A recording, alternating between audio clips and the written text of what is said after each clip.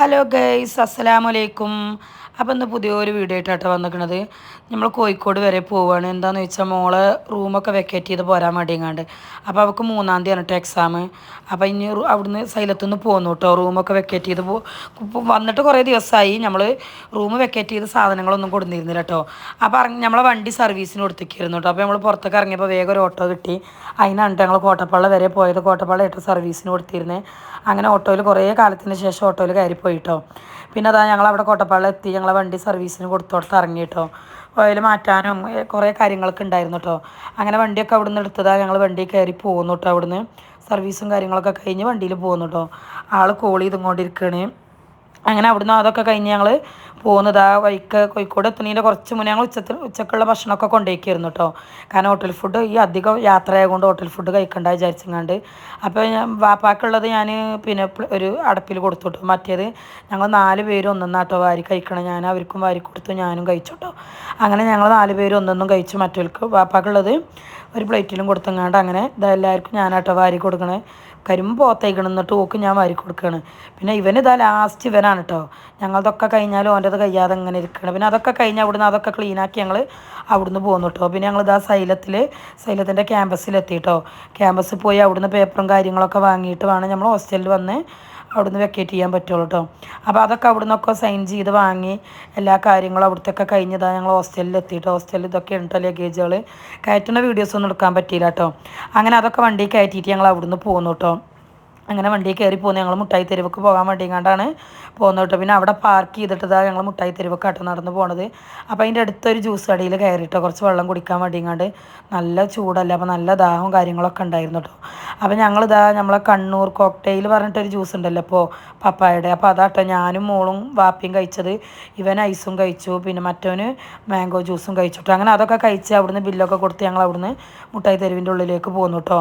അവിടുന്ന് കുറച്ച് സാധനങ്ങൾ വാങ്ങണ്ടായിരുന്നു. മോനെ ഹോസ്റ്റലിൽ കൊണ്ടുപോയേക്കാണ്. അപ്പോൾ അവന് അവിടുന്ന് ഹോസ്റ്റലിൽ നിന്ന് ഇടാൻ വേണ്ടിയിട്ടുള്ള കുറച്ച് ഡ്രസ്സുകളും കാര്യങ്ങളൊക്കെ വാങ്ങാൻ വേണ്ടിയിട്ടാണ് കേട്ടോ അതിൻ്റെ ഉള്ളിൽ കയറിയത്.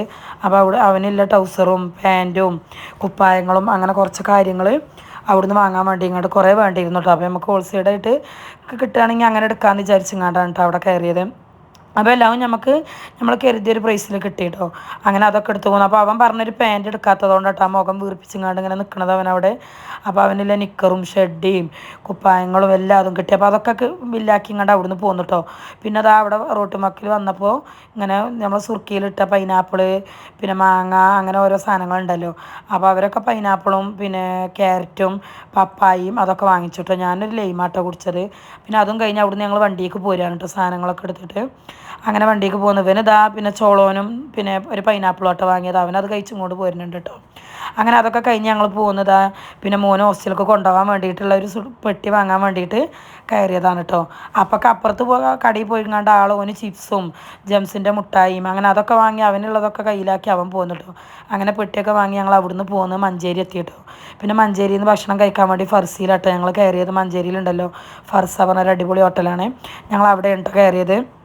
അങ്ങനെ അവിടെ കയറി കണ്ണാടി കണ്ടാൽ പിന്നെ പിന്നെ ഫോട്ടോസും വീഡിയോസും എടുക്കുന്നുണ്ട് അവൾക്ക് പണി. ആദ്യം ഞങ്ങൾ പിന്നെ ഓർഡർ ചെയ്തത് നമ്മൾ ചിക്കൻ്റെ സൂപ്പാണ് കേട്ടോ.